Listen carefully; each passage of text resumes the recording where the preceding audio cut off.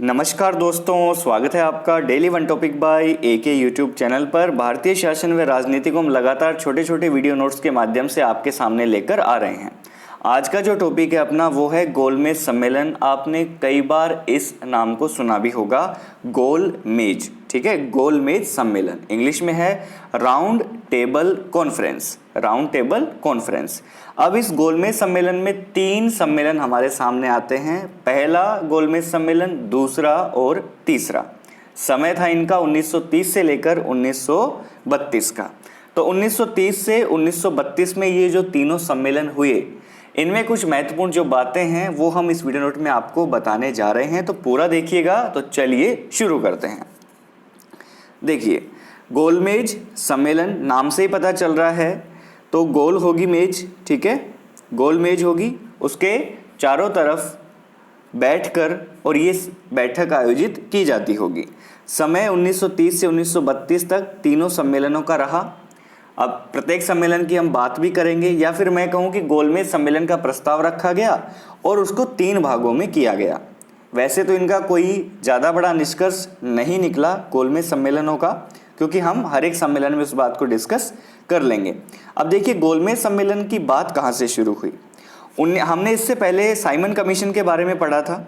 तो Simon commission की report प्रकाशित करने के बाद में संवैधानिक समस्या को, भारत की संवैधानिक समस्या को सुलझाने के लिए लंदन में पहला गोलमेज सम्मेलन बुलाया जाना था। ऐसा प्रस्ताव किया गया कि पहला सम्मेलन बुलाओ। किस लिए बुलाओ? जो कांग्रेस थी और जो लंदन की या इंग्लैंड की सरकार थी, ब्रिटिश सरकार या कह सकते हैं अंग्रेजों के बीच में और कांग्रेस के बीच में कम्युनिकेशन करना बहुत ज़रूरी था। कम्युनिकेशन गैप हो रखा था। कांग्रेस अपने आक्रामक ढंग से कह सकते हैं विरोध प्रदर्शन कर रही थी। वो चाहते थे कि हम इनसे बातचीत करें, कोई ना कोई बीच का रास्ता निकालें, ताकि भारत पे हमारा जो शासन है वो चलता रहे। ठीक है, तो संवाद करना, कम्युनिकेशन करना जरूरी था। अंग्रेजों ने ऐसा समझा। अब यहाँ पर हम कहें कि भाई जो पहले सम्मेलन के लिए उन्होंने बात करी, उसमें उस सम्मेलन में कांग्रेस की भागीदारी, जो पहला सम्मेलन हुआ उसमें कांग्रेस की भागीदारी नहीं रही, या फिर कांग्रेस का कह सकते हैं कोई भी प्रतिनिधि उसमें शामिल नहीं हुआ। कांग्रेस ही शामिल नहीं हुई। ठीक है, जब कांग्रेस उसमें शामिल नहीं हुई तो वहाँ पर सविनय अवज्ञा आंदोलन लगातार अपने स्पीड पर बढ़ रहा था। तो चलिए देखते हैं पहले सम्मेलन के बारे में कुछ फैक्ट्स। पहला सम्मेलन 12 नवंबर 1930 से 19 जनवरी 1931 के बीच में लंदन में आयोजित किया जा रहा था। ठीक है, 12 नवंबर 1930 को लंदन में ये शुरुआत हुआ। लंदन में आयोजन सम्मेलन का उद्घाटन किसने किया? तो जॉर्ज पंचम ने किया था, ये ध्यान में रखिएगा। और सम्मेलन की अध्यक्षता कर रहे थे रैमजे मैकडोनाल्ड। रैमजे मैकडोनाल्ड वहाँ की ब्रिटेन के जो प्रधानमंत्री थे, वो इस सम्मेलन की अध्यक्षता कर रहे थे। तो पहले गोलमेज सम्मेलन का आयोजन भारत की संवैधानिक समस्या का हल ढूंढने के लिए किया जा रहा था, ये आप समझ सकते हैं। इसमें जो प्रमुख नेता भारत से भाग ले रहे थे वो थे डॉक्टर अंबेडकर, तेज बहादुर सप्रू, मोहम्मद अली जिन्ना आदि। ये कुछ लोग थे, महत्वपूर्ण नेता थे, जिन्होंने इस सम्मेलन में भाग लिया। कांग्रेस ने इस सम्मेलन में भाग नहीं लिया था। कांग्रेस ने इस सम्मेलन में भाग नहीं लिया था। ठीक है, तो कांग्रेस ने इस सम्मेलन में भाग नहीं लिया। और 89 कुल प्रतिनिधि, इसमें 89 प्रतिनिधियों का ये सम्मेलन था, जिसमें कांग्रेस का कोई भी प्रतिनिधि नहीं था। कांग्रेस ने इस सम्मेलन में भाग नहीं लिया था। ठीक है, इस चीज़ को हम समझ सकते हैं। अब पहले गोलमेज सम्मेलन और दूसरे गोलमेज सम्मेलन के बीच में एक छोटी सी घटना और हुई थी, वो थी गांधी इरविन समझौता, या कह सकते हैं गांधी इरविन पैक्ट। ठीक है, गांधी इरविन समझौता या कह सकते हैं गांधी इरविन पैक्ट। अब उसमें जो GI यानी गांधी इरविन पैक्ट हुआ था, उसके अंदर देखो महात्मा गांधी और उस समय वायसराय थे लॉर्ड इरविन, उनके बीच में 5 मार्च 1931 को एक समझौता हुआ, जिसे गांधी इरविन समझौता कह दिया गया। समझ गए? इस समझौते के दरअसल इसके क्या मायने थे? कांग्रेस ने अपनी तरफ से सविनय अवज्ञा आंदोलन समाप्त करने की घोषणा कर दी और गांधी जी द्वितीय गोलमेज सम्मेलन में भाग लेने के लिए तैयार हो गए। इस समझौते से क्या हुआ कि कांग्रेस ने अपनी सविनय अवज्ञा आंदोलन समाप्त करने की घोषणा की और गांधी जी द्वितीय गोलमेज सम्मेलन के लिए तैयार हो गए। तो इस गांधी इरविन समझौते को दिल्ली समझौता भी कहते हैं, ये चीज ध्यान में रखिएगा। गांधी इरविन पैक्ट को दिल्ली समझौता भी कहते हैं। 5 मार्च 1931 को कुछ शर्तों पर हस्ताक्षर हुए, गांधी जी की ओर से स्वीकृत की गई और इरविन सरकार ने आश्वासन दिया। गांधी जी की वो शर्तें क्या थी? गांधी जी की जो शर्तें थी वो क्या थी कि राजनीतिक बंदियों को मुक्त कर दिया जाए, उनको आज़ाद कर दिया जाए, समुद्र तट के किनारे रहने वाले लोगों को नमक बनाने और उसे इकट्ठा करने की छूट दे दो, जुर्माने और जमानतें जो वसूल नहीं हुए उन्हें माफ़ कर दो, अतिरिक्त पुलिस लगा रखी उसको वापस ले लो और आंदोलन से संबंधित सभी अध्यादेशों, अपूर्ण अभियोगों के मामलों को वापस कर लिया जाएगा। ठीक है, ये सरकार ने आश्वासन दिए। तो गांधी कांग्रेस की ओर से गांधी जी ने क्या आश्वासन दिया कि सविनय अवज्ञा आंदोलन स्थगित कर दिया जाएगा, मैं गोलमेज सम्मेलन में भाग ले लूंगा या कांग्रेस लंदन में होने वाले गोलमेज सम्मेलन में भाग ले लेगी। देशी वस्तुओं के प्रचार का अधिकार होगा, लेकिन ब्रिटिश वस्तुओं के बहिष्कार को राजनीतिक अस्त्र के रूप में प्रयुक्त नहीं किया जाएगा। सभी प्रकार के विरोधों को समाप्त किया जाएगा। तो गांधी इरविन समझौते की युवा कांग्रेसियों ने आलोचना भी की थी। ठीक है, क्योंकि नेहरू और सुभाष चंद्र बोस इनसे असंतुष्ट थे। इस समझौते से क्या थे? असंतुष्ट थे। सरदार वल्लभ भाई पटेल के प्रयासों से कांग्रेस ने गांधी इरविन समझौते को स्वीकार कर लिया और गांधी जी को द्वितीय गोलमेज सम्मेलन में कांग्रेस का प्रतिनिधित्व करने के लिए नियुक्त कर दिया गया। इतनी सी बात हम समझ सकते हैं। गांधी जी कांग्रेस के एकमात्र प्रतिनिधि के रूप में द्वितीय गोलमेज सम्मेलन में भाग लेने पहुंचे थे। ठीक है, ये थोड़ा सा इसमें बीच में एक घटना हुई थी।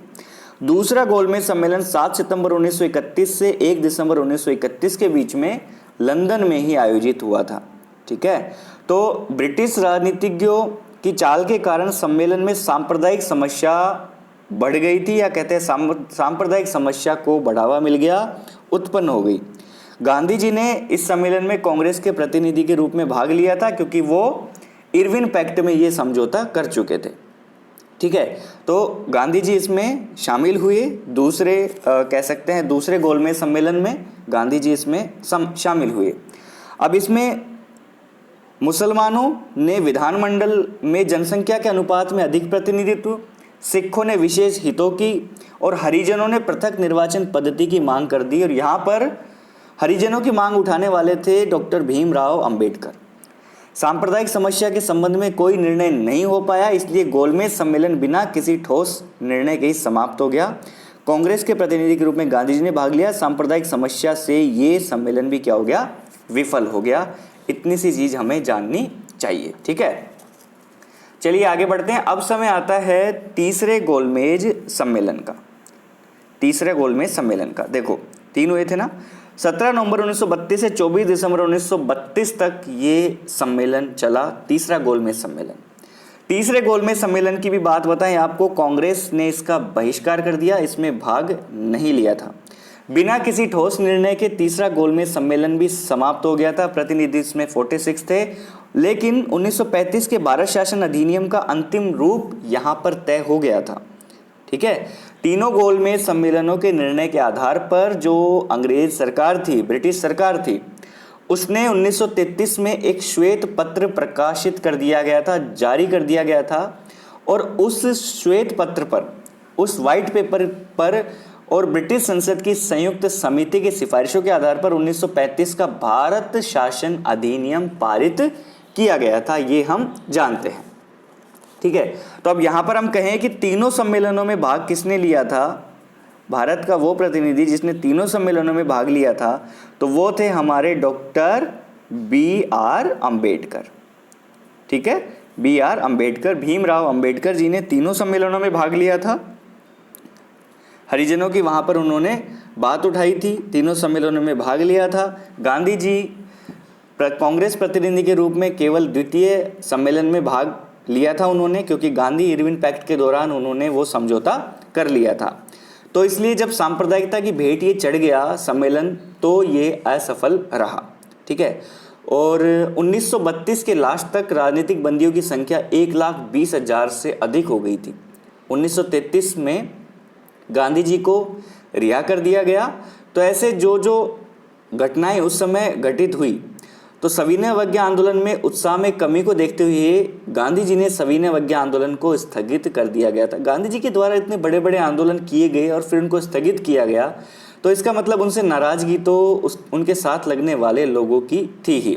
सुभाष चंद्र बोस, विट्ठल भाई पटेल, नेहरू सविनय अवज्ञा आंदोलन को वापस लेने के निर्णय से फिर से दुखी हुए, अप्रसन्न हुए और 1934 को गांधी जी ने कांग्रेस की प्रारंभिक सदस्यता से त्यागपत्र भी दे दिया और कुछ समय तक रचनात्मक सामाजिक कार्यों और अछूतोद्वार के कार्यों से भी जुड़े रहे। ठीक है, तो अब जो कल वीडियो आएगा वो सविनय अवज्ञा आंदोलन का लास्ट वीडियो होगा, जिसमें हम उसको बिल्कुल कंप्लीट कर देंगे। फिर आएगा आपके लिए भारत छोड़ो आंदोलन, उसको कोशिश करेंगे एक ही वीडियो में समाप्त करने की, अच्छे से नोट बना के आपके सामने लाने की। फिर हम शुरू करेंगे भारत का संवैधानिक विकास, कॉन्स्टिट्यूशनल डेवलपमेंट ऑफ इंडिया, जिसमें जितने भी एक्ट थे उन सभी को हम उनके मेन पॉइंट्स को आपके सामने रखेंगे और अच्छे से आपको हर सामग्री यहाँ पर प्रोवाइड कराई जाएगी। तो वीडियो नोट देखने के लिए बहुत बहुत धन्यवाद। मिलते हैं नेक्स्ट वीडियो नोट में।